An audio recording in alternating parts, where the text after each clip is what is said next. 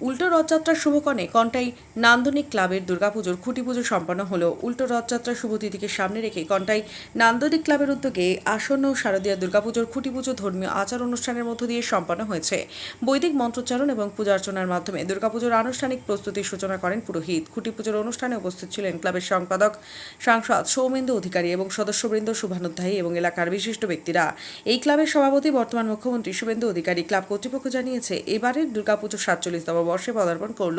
নান্দনিকের এবার পুজোর থিম মেদিনীপুরের বীর গাথা মণ্ডপসজ্জা, দৃষ্টিনন্দন আলোকসজ্জা এবং সামাজিক বার্তা ভিত্তিক থিম দর্শনার্থীদের কাছে বিশেষ আকর্ষণের কেন্দ্রবিন্দু হয়ে উঠবে। ইতিমধ্যেই পুজোর প্রস্তুতির বিভিন্ন কাজ শুরু হয়েছে এবং নির্ধারিত সময়ের মধ্যে মণ্ডপের কাজ সম্পন্ন হবে।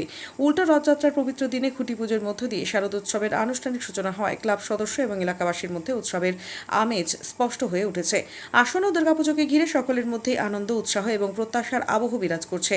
শুভ মহালয়ার পরে তৃতীয়া থেকে দর্শনার্থীদের জন্য খুলে দেওয়া হবে মণ্ডপ।